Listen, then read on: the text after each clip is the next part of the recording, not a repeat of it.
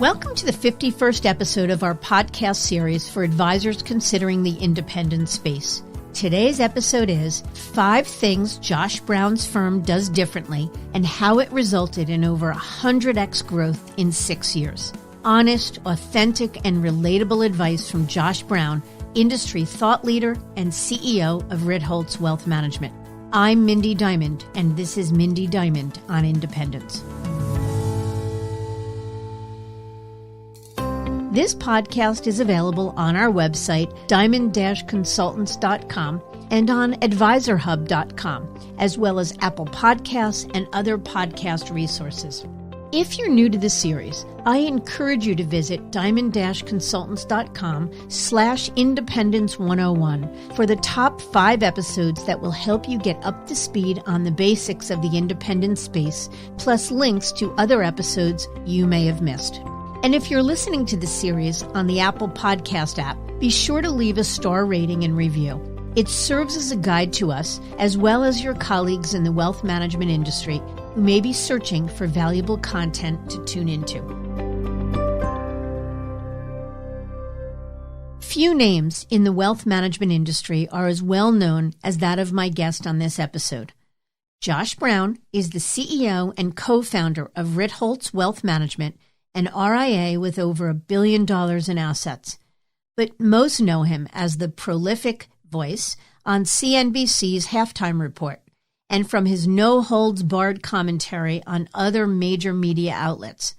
Yet it's the Reform Broker blog that served as the catapult to popularity, which led to authoring 2 books, his own video series and podcast, a robust social media presence, and much more. What many don't know is that Josh started his journey as a cold-calling broker at the age of 19. He got his Series 7 while attending the University of Maryland and worked for several small regional broker-dealers before deciding to make the switch to become an investment advisor. Then, in 2013, he started Ritholtz Wealth Management with partner Barry Ritholtz. As it states on his website, Josh calls it like he sees it and occasionally will make you laugh. I'm really excited to have him on the show. He's super smart, delightful, and his story and narrative are both objective and authentic in ways few others can match. So let's get right to it.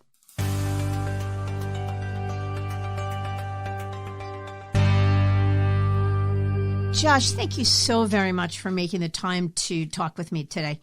Oh, it's my pleasure. Thank you for having me, Mindy. You bet. I want to jump in by talking about your background. I know in reading about you, you got your start in the industry at all of 19 years of age as a cold calling broker. Love to hear a little bit about that experience.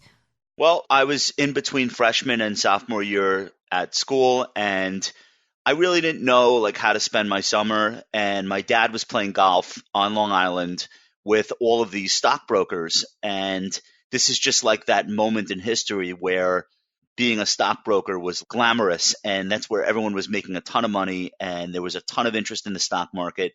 This predates the online brokerage firms. So if you were a wealthy person in America and you wanted in on the huge bull market, you needed a retail broker. That's how you transacted and got research and got IPOs. So if you were one of those brokers, you just had unlimited demand for what you did. So these guys were making tons of money, and my dad was just like, hey, my son needs a job. Can somebody bring him on for the summer?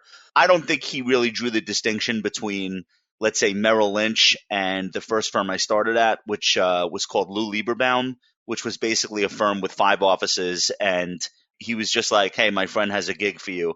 And they put me on the telephone immediately. I wasn't licensed, so I wasn't able to sell securities, but I was able to connect a quote-unquote senior broker with interested investors. And I was good at it, and I loved doing it, and the market was great. So I kind of felt like, hey, this is something I could maybe do for a living. Did you ever think about leaving a boutique firm like that and going to a major brokerage firm like a Merrill Lynch or a Morgan Stanley or something of the sort? Well, first of all, you're using the term boutique very generously. I was trying to be kind, yes. Not what I would call it.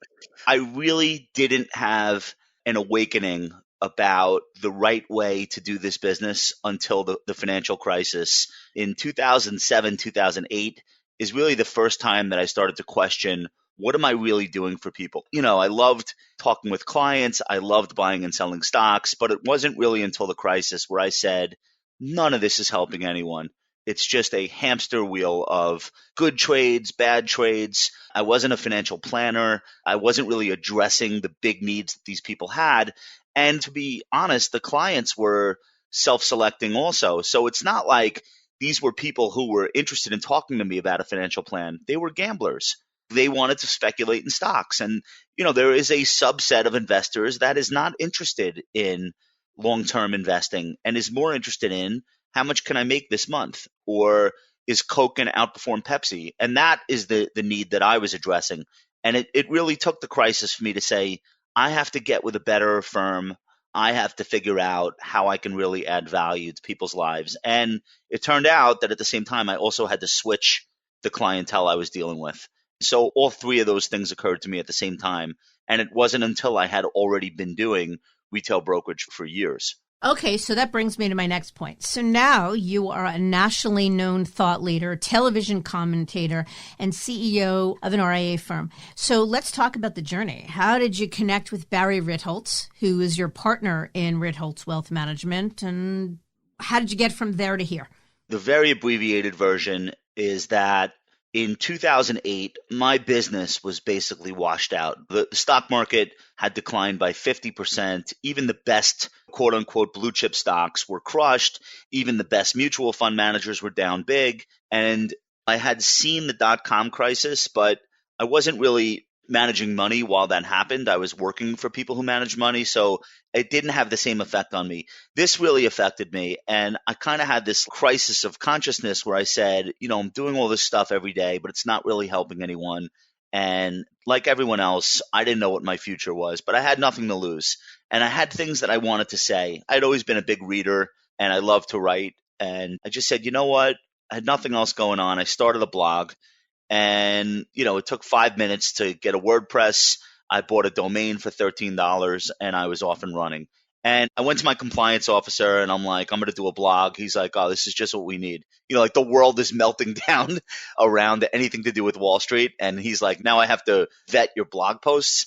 I kind of pushed my way through that objection. He goes, you know what? No one's going to read it anyway. Fine, I'll let you do it. So I start venting, Mindy. And I'm not saying I don't think that what I wrote was very good, but I do think it was extremely honest. And I think that this is a period of time where people all over the country and all over the world actually are reading blogs to get the truth because what they're hearing in the media doesn't sound right. The media is taking sound bites from the PR departments of major banks. But then there are people like Barry Ritholtz who are like, no. This is all bullshit.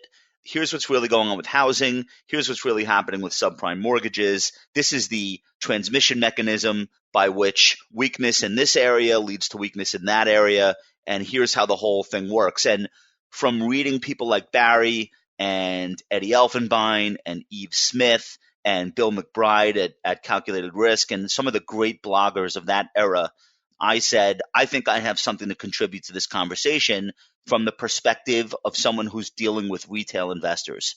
So I started to write. And again, it wasn't great. I'm not proud of the prose, but I told the truth. And I said what I really saw going on. I was also of the age at that time. I was like 30 or 31 or whatever I was. But I had friends at Lehman Brothers, at Bear Stearns, at Goldman Sachs, at DLJ, if you can remember that existed. Like I had friends at those firms who were involved in mortgage and real estate and hedge fund. And so I knew a lot of stuff that was happening that wasn't being talked about. So I started talking and I found an audience almost immediately. And I always tell people if I didn't, I probably would have stopped because blogging is daily. You can't really blog every 2 weeks and get any traction. But fortunately, people started reading, so I kept going. So I want to unpack a couple of things you said. I was smiling as you were talking because my experience just in doing this podcast has been exactly the same.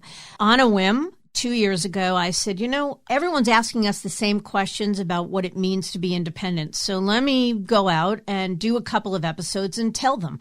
And all of a sudden, I began to get an audience. And just like you, it was one of those things where I realized that people were hungry for sort of objective truth.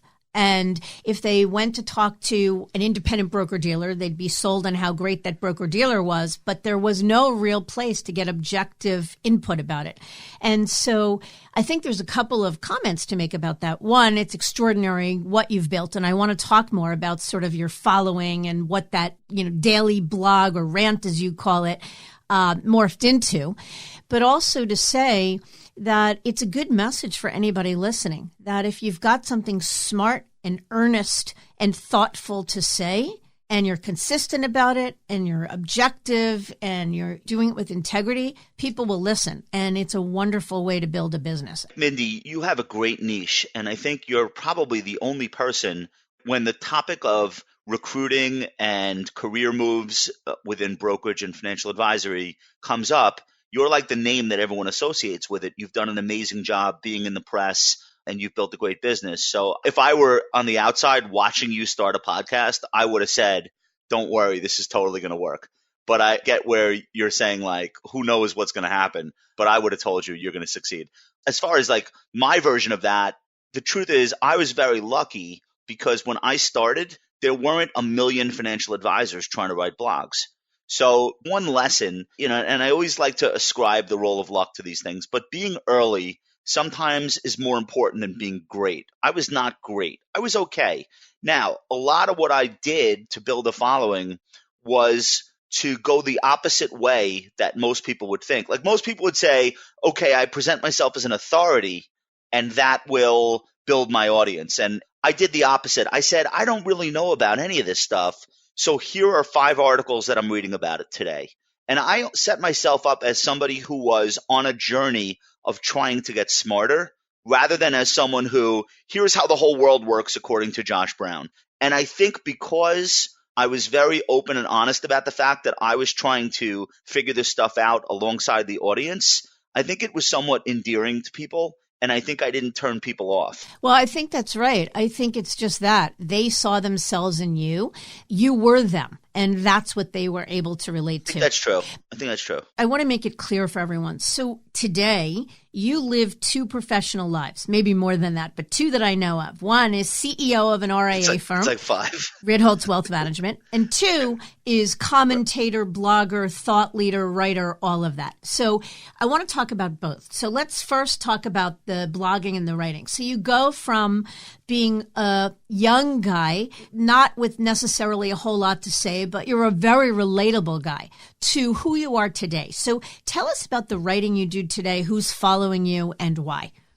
I don't think much has changed from what I was writing about in 2008, 2009. The topics have changed, but it's still a journey of discovery. And I always tell people that I have learned way more from blogging than anyone has ever learned from reading my blog. So I guess I'm the teacher and the student. If you go through like 10 random posts of mine from the last month, you'll see that a lot of what I'm doing is relaying the research and insights of others. And maybe I'll build on it, or maybe I'll say I disagree with it, or maybe I'll take 2 opposing viewpoints on one topic and explain why there might be merit to both sides of the argument. That's what I'm doing on the blog. Now, there are some subjects where it's very much my lane. I know it better than anyone. And I'm not afraid to say, no, I have this right. But that's rare. In most cases, I'm trying to connect my readers with information that I think will help them understand how things work or what's really happening. So I don't think the blog itself has really changed all that much. Now, I'm lucky because I'm surrounded by people that work with me that are producing a lot of this research that I'm relaying. So a lot of times you'll see me linked to Michael Batnick, who writes The Irrelevant Investor. He's my firm's director of research. Or you'll see me linked to Ben Carlson, who I would consider to be the finest investment writer of our generation. Ben is our director of institutional asset management. Or I'll link to Nick Majuli, who writes Of Dollars and Data. He's our analytics manager. He writes once a week, and it's a deep dive into data analytics to make an investing point. So I have people I work with whose research is phenomenal, and they will use it to tell a story on their blog. And a lot of the time, I'm linking to their stuff, in addition to linking to the Wall Street Journal and Bloomberg. But it's really, again, it has not changed. It's still about how do we get smarter? How do we figure things out? How do we learn from what's happening? And what are the takeaways that matter to us as advisors or as investors. So has your intent of writing changed over time? Meaning, you first started because what the heck, I'm trying to figure this out and I'm learning alongside people. Has the intent of doing this writing changed to grow the business, whether it be your own personal voice or Ritholtz Wealth Management, which we'll get to in a second, to share information, to a combination of other things? What's the motivation these days? So I'm really inspired by something that my partner Barry's wife once told. So Barry is the original finance blogger. Barry was writing on GeoCities in 1998. And then that's when it would take you a half hour to write a post and then another half hour to code it. Like there was no WordPress and there was no such thing as the word blog, by the way. Weblogs came along later. So that's how long he's been at it. And his wife once said, Barry is functionally unemployed, meaning if there was no one paying him and if there was no reason to do what he's doing, and even if there were no readers, he would still be blogging. And I find that so inspirational. Like this is a guy that is just doing what he loves and writing what he wants to write about. And he did it for 10 years before anyone paid attention to it, or maybe 5 years before anyone paid. So I try to stay in that mindset, Mindy, to answer your question. Like, it's great that we've built the business on the blogs. And believe me, as somebody who cold called for 10 years, I could tell you this is way better to have people coming to us rather than us having to knock down doors. Believe me, it's way better. But honestly, I don't think I would stop either way because I love the process of reading and then writing my thoughts down about what I've read and writing about my experiences.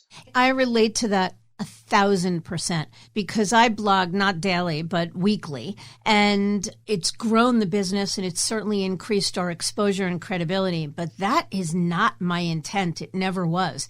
My intent was I discovered the fact that I actually liked to write. I discovered the fact that I had stuff to say. It feels soulful to me to write it, and I'm going to continue to do it. And the fact that thousands of people read it is just a wonderful benefit, but it's not the sole motivation. So I totally get what you're saying. Yeah, that's really where I am mentally. And I don't know if the Josh Brown 3 years from now is like, oh, I don't want to write another blog post. But I mean, it's 11 years. So I'm obviously motivated by something because I don't have to keep doing this. I love it. I love my audience. And I like the way it feels when I write something and it connects with people. And people email the firm and they're like, this thing Josh wrote really helped me. And they might be referencing something I wrote 7 years ago. So I really get a lot of enjoyment out of that. And the fact that it's helping us build a following and that our clients start off as fans, that's just incredible. And I never take it for granted. Yeah, I'm with you. Well, it is extraordinary what you've built, and you should feel very proud of it.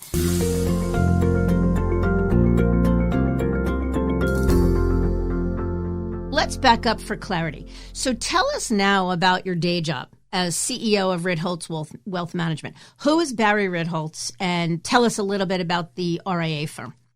Well, Barry and I met at actually a financial blogger get-together in Coronado Island. Our mutual friend, Howard Linson, invited me, and he actually said before I got there, he goes, you got to meet Barry. You know, I read his blog, I read your blog. You guys should be friends.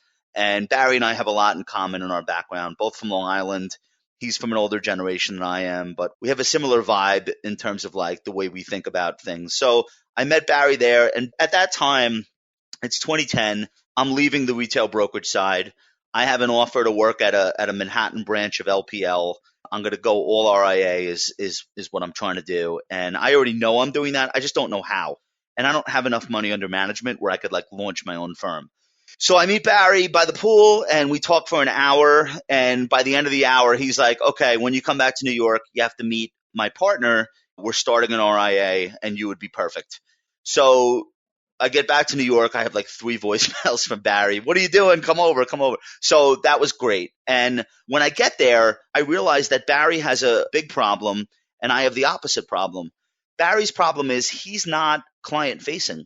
Barry was always a chief strategist at brokerage firms. So he was like the advisor to advisors. And so he doesn't manage money for clients. He's not a financial advisor. But he has 1 million people coming to him like, Barry, you know, I read Bailout Nation, your book. I read your blog. Can you just manage my money for me? You seem to know what's going on. and he can't.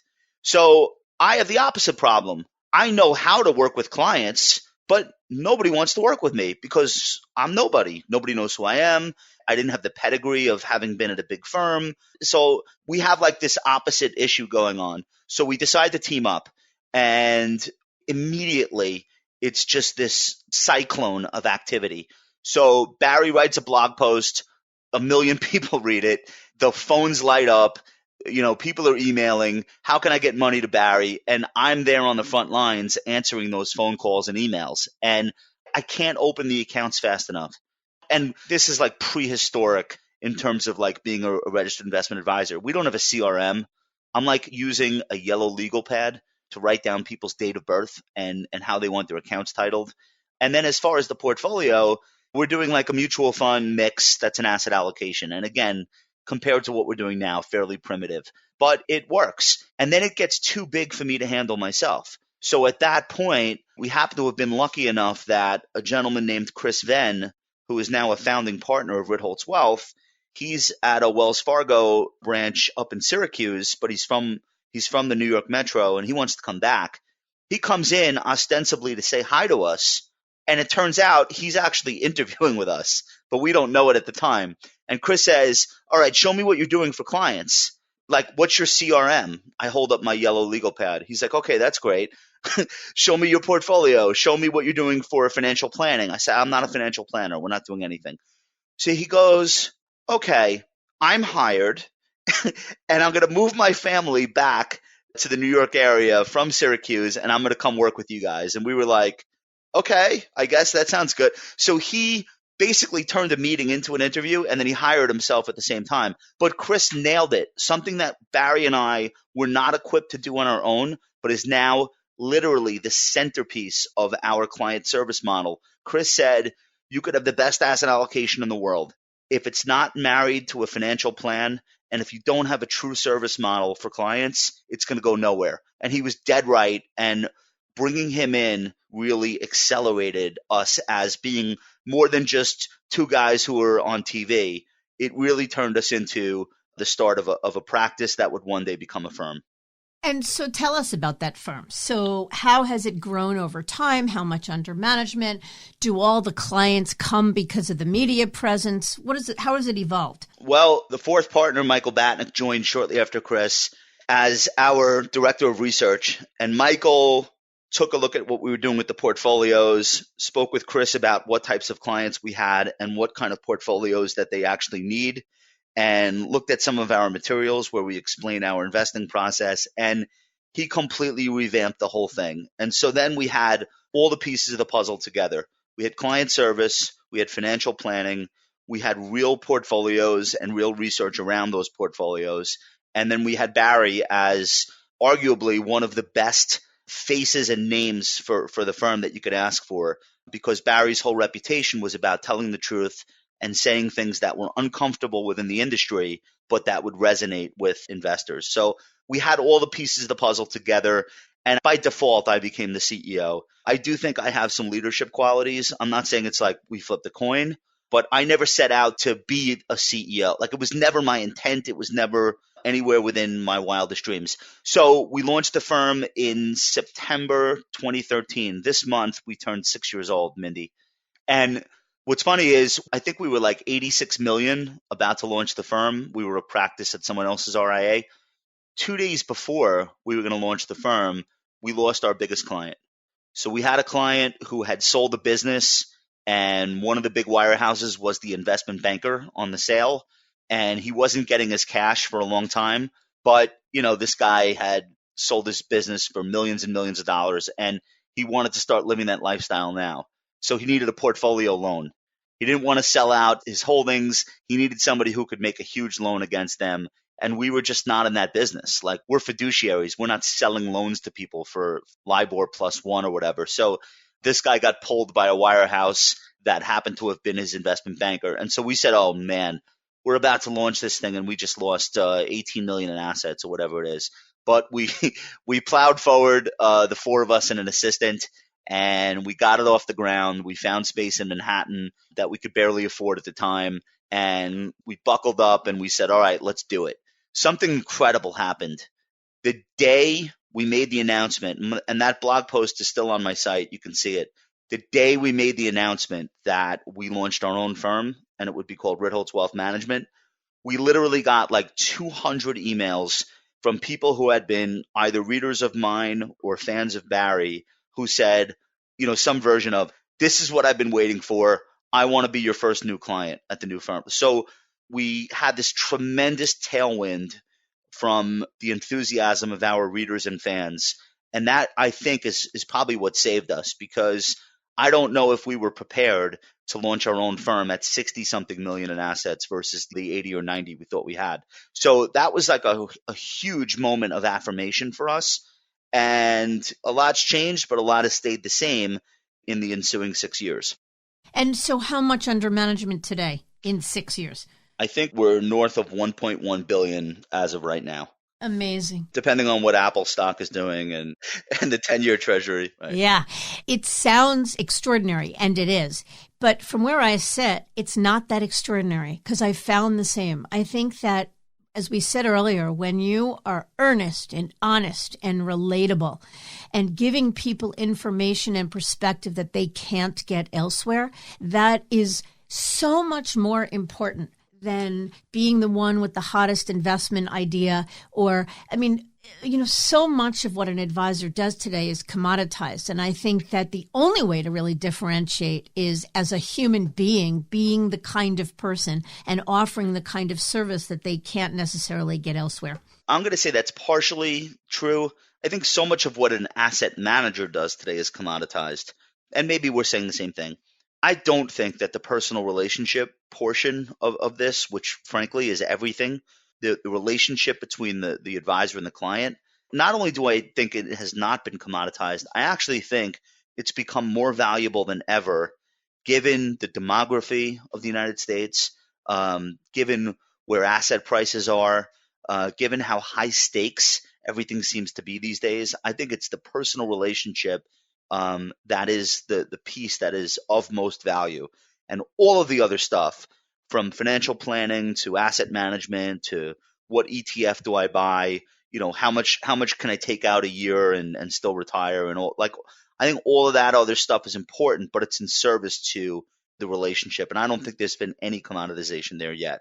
Yeah, I couldn't agree with you more. And if I misspoke, let me correct that. I agree. I think it's the investment performance part, the planning and the stock selection and the asset allocation and all of that has become largely commoditized. I think the relationship and the service model is tantamount to everything. And I think we're saying the same thing. I want to shift for a second, though, to something you said that for you were amazed how you started saying smart stuff that resonated with people. And suddenly today, it's brought you to a $1.1 billion firm and growing.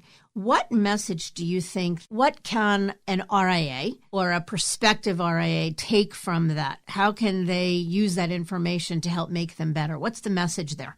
I'm going to give you two things that I think are our secret weapon. They can be replicated by someone else, but there's no shortcut. It requires an unbelievable amount of effort, but it can be done. These are the two things that I view as our secret weapon. The first thing is, people don't randomly become clients of ours because we bump into them at a charity gala or our kids go to the same private school. Like, we have 17 client-facing advisors, and we don't want them doing any prospecting at all. It's not that they can't. It's that we want them to spend their time taking care of the clients of the firm, not out there running around trying to find 10 new ones. We'll give them the clients to talk to. We just want them to serve our clients. And the reason why we can do that is because almost all of the clients start off as fans. And let me tell you, Mindy, what that does to the cycle of somebody inquires with us to when they become a client.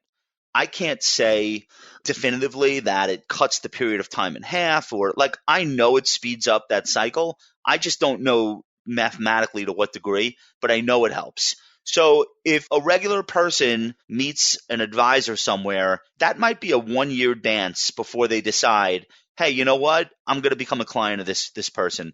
With us, people come to us already feeling like they know us because we're writing every day. And not just me and not just Barry. Again, there are 8 of us creating content on an almost daily basis. So the people that come to us, we've already gotten a lot of that hard part out of the way. Like, do I trust this person? Do I think they're knowledgeable? Where do I think they stand in terms of their market philosophy? People already know that about us before they reach out. So I know that that shrinks the dance, the period of time. So that's number one. The second part of that is if somebody does inquire with us and they are a fit, meaning they should be a client, there is a very high likelihood that they will become one. And we almost never hear that someone is interviewing us and 3 other firms. That's what a traditional financial advisor prospecting situation looks like.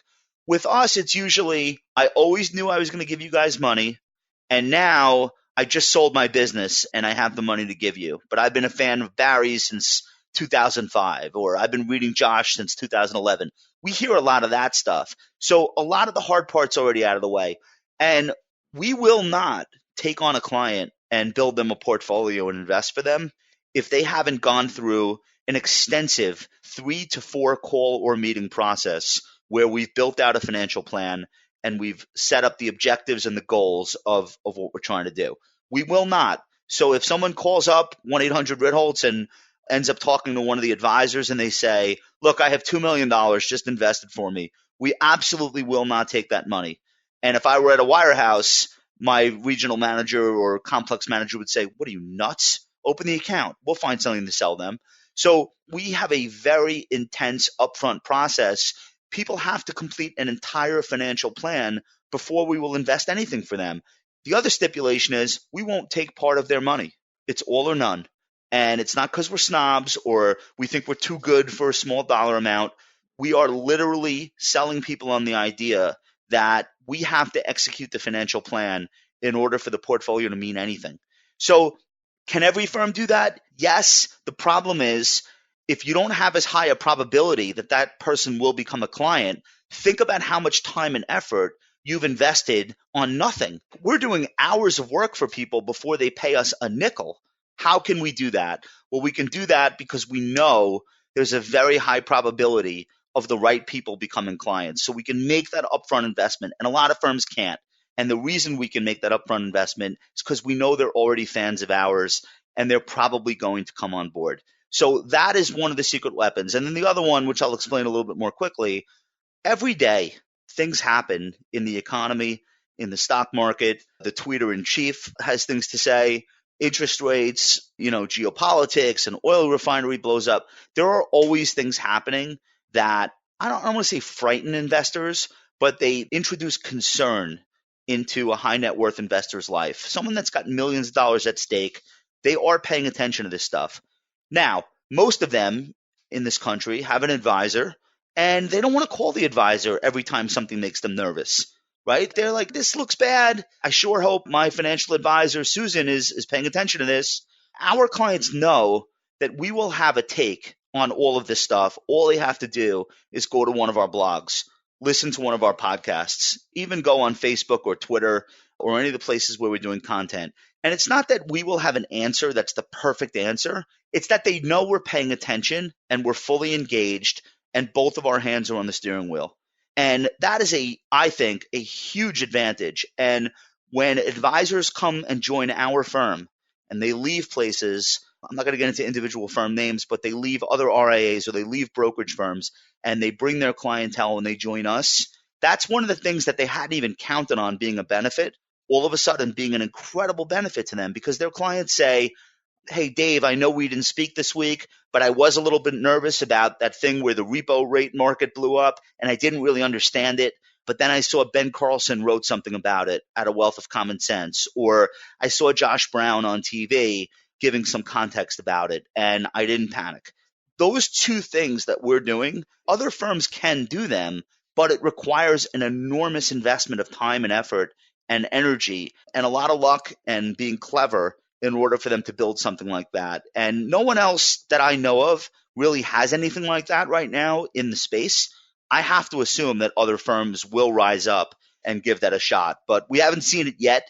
and our clients are the beneficiaries of that. So I'm really proud of having built the firm with that orientation. Well, you should be really proud. It is unique and extraordinary. And I think the thing is, I know for me, it's not a marketing methodology. It's soulful. I enjoy doing it. So for a firm to do it, it's an enormous investment of time and energy. But it would be hard to sustain. It's sort of like doing an exercise program and doing something that you hate. If you don't eventually embrace it, it's never going to be able to be sustained.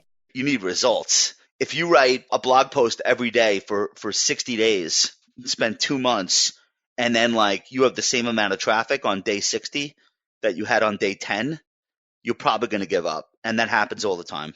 Yeah, well, I know that too. It's a black hole. You're writing and you feel like nobody's listening and you keep writing and you're writing because it's soulful or speaking because it's soulful because you enjoy doing it. You can't be doing it because you're waiting for results because otherwise then you'd give up instantly.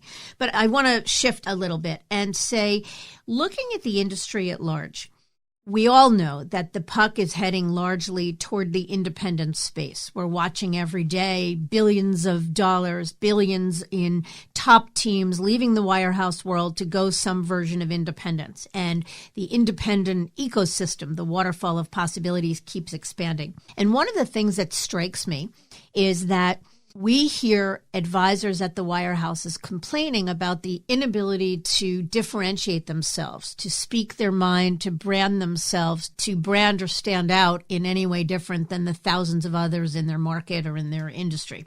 So the things you're doing, the things you're speaking about, the blogs, the podcasts, the television commentary, are those things that you think you ever could have done or that a wirehouse advisor could make work within the confines of a big brokerage firm?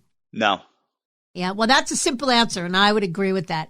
So what is your message then to an advisor at a wirehouse firm who's considering independence with respect to either the notion of being able to differentiate themselves or just what it means to be independent? Well, I want to back up and just make the statement that not everyone has to be a blogging superstar to be a great advisor. And I think that there are great advisors at the wirehouses, and I know a lot of them personally. And I know how hard they work, and I know how much their clients appreciate them. So I don't think there's one way to do this. And I honestly, my path is so ridiculously backwards. I would never, if I were talking to a 20-year-old who says, I want to be like you guys one day, I would never say, do things the way I did them. I worked at shitty firms for 10 years with nothing to show for it, no pride, no money. I was broke 10 years after I started as an advisor. In 2008, 2009, there were months where I had no paycheck because I just was not selling anything to anyone and I just didn't know what to do. So I would never suggest that somebody should go through that just so they could emerge on the other side as a famous finance blogger. So there are people that have had a ton of success within the wirehouse system, and if they're comfortable and they like it and they're happy, they should keep doing that. Now, that's not everyone. And there are a lot of men and women who are at large wirehouse firms, and they do feel confined by the fact that the firm's got official mouthpieces and they don't want freelancing financial advisors running around with views that might differ from the house view. I totally get that. For those people that feel that they are being stunted professionally because of those confines, then they should consider independence. But you can hang a shingle and you could move to Dynasty platform, or you could move to, from a Raymond James captive to a Raymond James RIA on their, you can do all these different things. And it's amazing that there are so many options now, but that doesn't mean all of a sudden the phones are going to light up and you're going to have 100 new clients, knocking down your door. So the thought that I would plant in those people's heads that you're referring to, should I go independent? Ask yourself where your next 100 clients are going to come from. Whether you're at Merrill Lynch or Morgan Stanley, or you pick a mountain range or a river near your house and name your firm Blue Mountain Capital or White River Investment Partner. Before you do that and think it's automatically going to be this huge growth spurt for you, you should really have a bigger plan in mind for how you're going to turn that into a bigger firm, because I don't really think there's going to be room for $50 million RIAs in the near future. Not everyone doesn't have to be billions, but I don't think that these smaller practices with one person or two people, like the clients are going to want succession, peace of mind. They're going to want to know what happens to them if something happens to you. I think the cost of regulatory compliance goes up, the cost of healthcare and fintech and software, like all of these things are only going in one direction. So to be a $50 million firm 3 years from now, I'm not saying it'll be impossible. I'm saying it's not going to be glamorous. So you should really have a sense of, if you do go out on your own, are you going to be a part of something bigger? Are you going to do your own thing? And if you are, how are you going to get it bigger? Because I think bigger is going to be very important.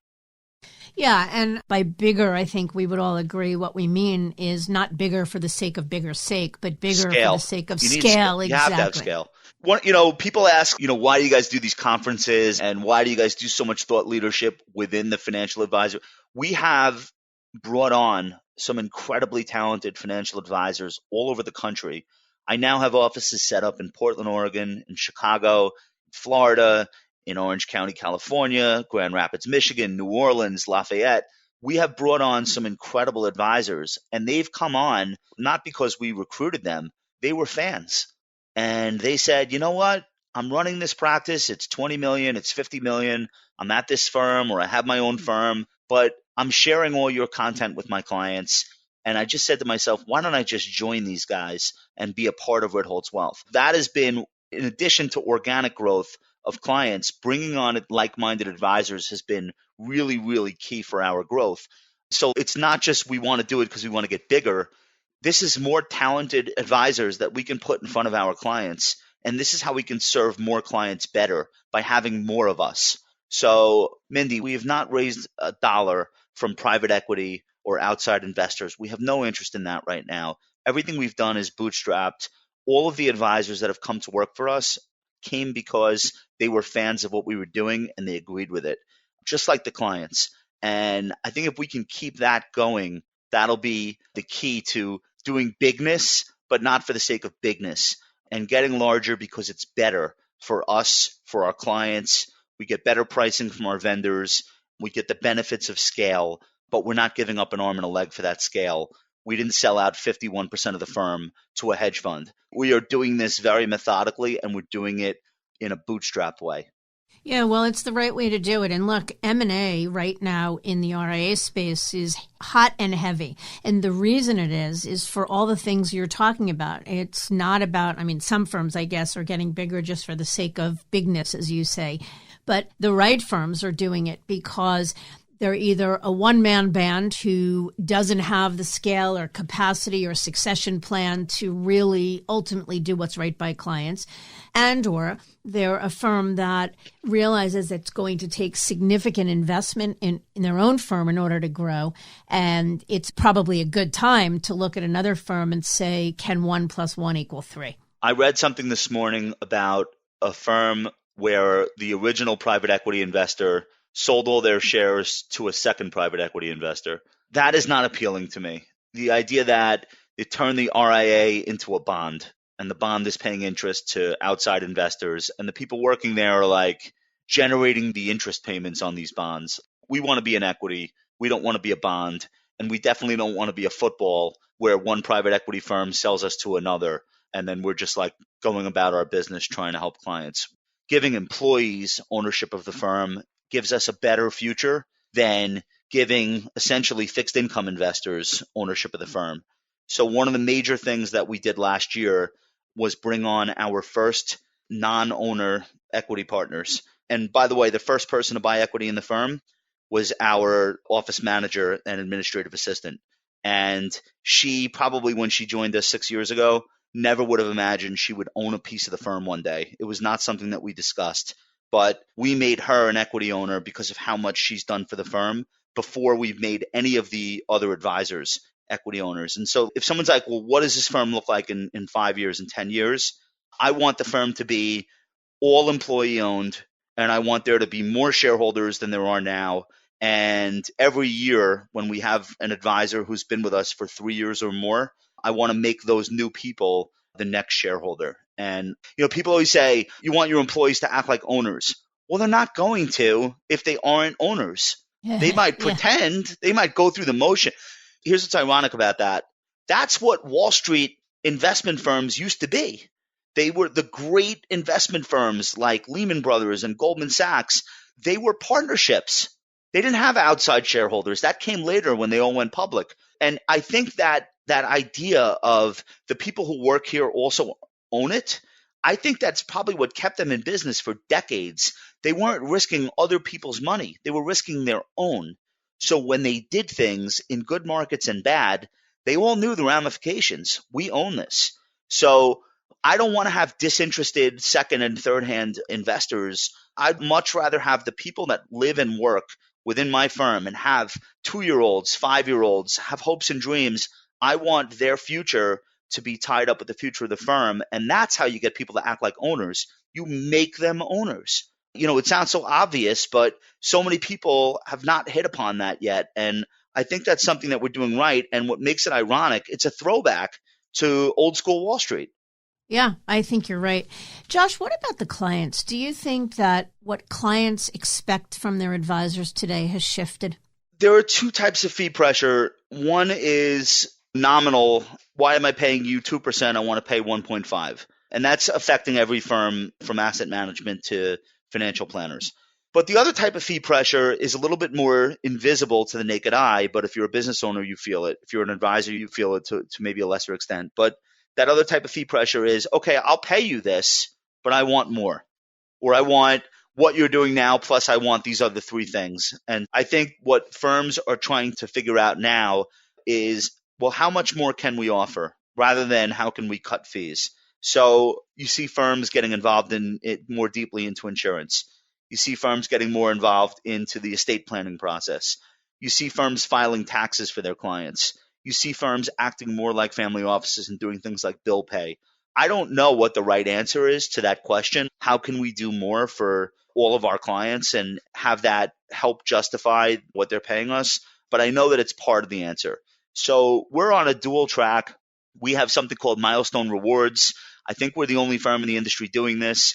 Basically, we said that on a client's 36th month, we're going to cut their fees by an average of 14% forever going forward. And we're going to do that as a reward, not for the client's loyalty to us, but the client's fidelity to their financial plan and their loyalty to their own objectives and goals. So we're looking at it as like a behavioral benefit to them. So if you have a client that makes it 3 years and they've stuck with the strategy that you've invested them in, and they haven't panicked out of the market and they've stayed cool through some volatility, after the 36th month, we're chopping down that fee that we're charging them. And we've got incredible feedback from people. They absolutely love it. They appreciate it. The day their advisor calls them and says, hey, it's our 3-year anniversary working together, and now you're qualifying for the milestone reward, it's a really good feeling for everyone all around. So that's on one track. And then on the other track, we are trying to do more for clients than maybe we would have done 10 years ago, or maybe other firms are doing. And we are trying to introduce these other services like tax consulting, et cetera. So I don't know that every firm has to do it exactly the same way. I'm just talking about what works for us. And of course, like most great firms in every industry, we're guided by what our clients are saying to us. And I can envision a scenario in the near future where we put together a client advisory board. My friend Cheryl Penny, who I know you've had on the show, gave me this idea. He's got a client advisory board at Dynasty. Now, his clients are RIA owners that are on his platform, but the principle is the same.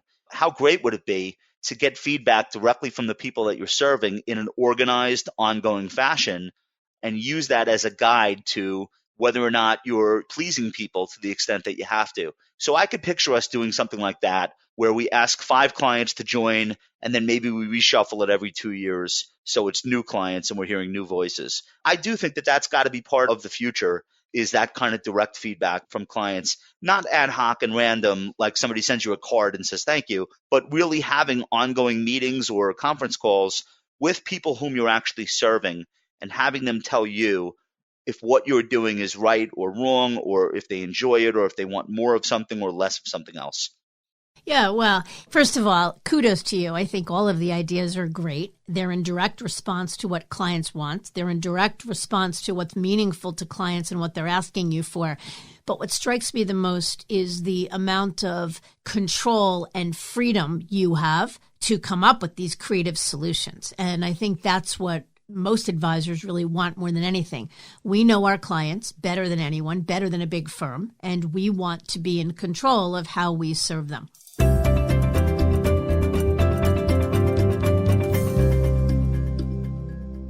So I want to ask you one last question, because this has been incredibly fascinating, incredibly valuable, could go on forever, but I don't want to take up too much more of your time. But one last question that I like to ask everyone. Since you do wear so many hats, what does a day in the life of Josh Brown look like? A typical day? Honestly, it's hilarious. Some days I can't even believe like how much I've done in that day. And I'm not going to say it's always great. And I'm not going to say like, oh, this is the life. Like, I'm definitely working more on more different things than I ever thought would be possible. And maybe it's taking a toll on me. I can't imagine being at this pace when I'm 52. I'm 42 right now. But what I want to say about that, every single thing I'm doing is something I want to be doing. I enjoy what we're building so much that it's not like I'm like, oh, I wish I could lay on the beach. I really don't want to lay on a lounge chair and read books all day. I don't have that yearning. I take vacations, but that's with my kids, so that's not really vacation. Like someday I'll slow down, but right now I feel like we have this huge opportunity. We have a lot of attention from the industry. We have a lot of attention from investors. It's good attention. People respect what we're saying and what we're doing, and we're capitalizing on it. And personally, like my own professional growth, I spent the day yesterday at the Delivering Alpha conference for CNBC. I sat on television, first with Lee Cooperman, then with Jim Chanos, and then with Cliff Robbins. These are three of the smartest people who have ever professionally managed money. In what world would somebody like me get that opportunity again if I were to give it up now? It would never happen. How could it happen? It's almost miraculous to be in the position that I'm in, so I don't want to let it go by and then look back and say, wow, look what you were doing. You threw a 700-person conference in Arizona, got home at 4 a.m. on Wednesday, and then Wednesday at 3 o'clock, you were on the New York Stock Exchange doing a television show. That opportunity will not come back if I let it slip. So I love what I'm doing. I enjoy all of the attention that the firm gets. I love the stuff we're writing. I love what we're building for clients. I love hearing feedback from clients. And I want to just keep doing everything for as long as I can. If I get to the point where I say, you know what, this isn't fun anymore. I don't want to fly to Orlando to give a speech to the FPA Association. When I get to the point where it feels like work and it feels like a chore, I'll stop. I'm not insane.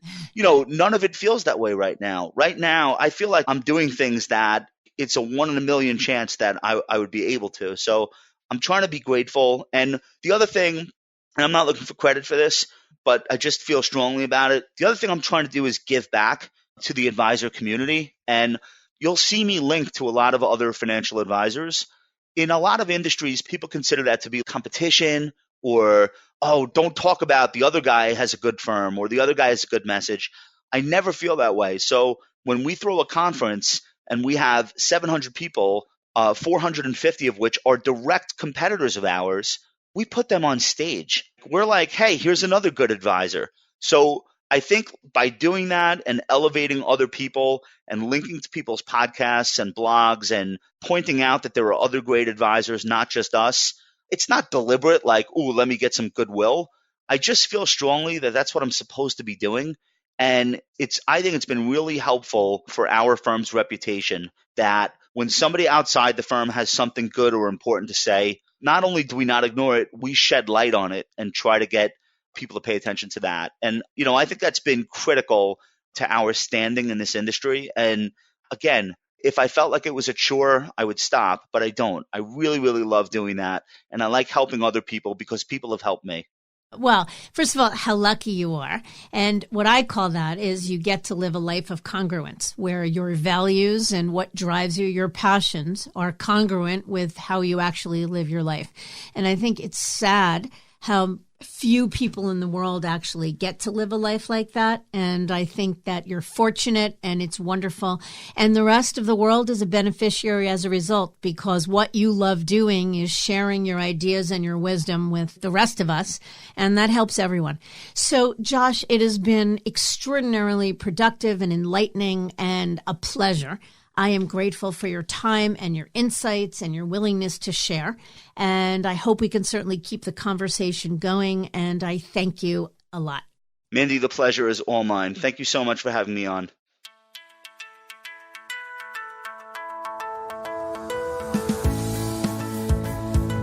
Josh's unconventional path led to building a firm that's achieved phenomenal growth rooted in 5 core principles. First, building a firm based on a shared point of view. Second, advisors who focus on client service, not business development. Third, maintaining clients' trust through consistency. Fourth, an extensive onboarding process based on financial planning. And fifth, giving back to the advisor community. Josh is an amazing presence for sure, and I'm so grateful to have had him on the show. In our next episode, we'll get an insider's perspective of one of the industry's first independent broker-dealer models, LPL Financial. Rich Steinmeier, Managing Director and Divisional President of Business Development, and Mark Cohn, Senior Vice President of Strategic Business Development, will join us to share details on how this 30-year-old firm is reinventing itself as what CEO Dan Arnold describes as the next generation of the independent model. It's an interesting and exciting story of an evolving landscape in action, and I hope you'll tune in. Until then, I encourage you to visit our website, diamond-consultants.com, and click on the Tools and Resources link for valuable content. You'll also find a link to subscribe for regular updates to the series.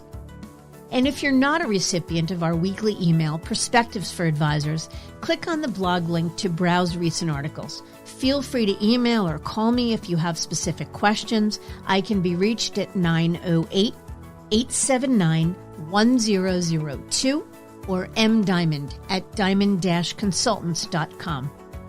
Please note that all requests are handled with complete discretion and confidentiality. Thank you for listening. I also want to thank Advisor Hub for sharing this podcast with their viewers and subscribers. This is Mindy Diamond on Independence.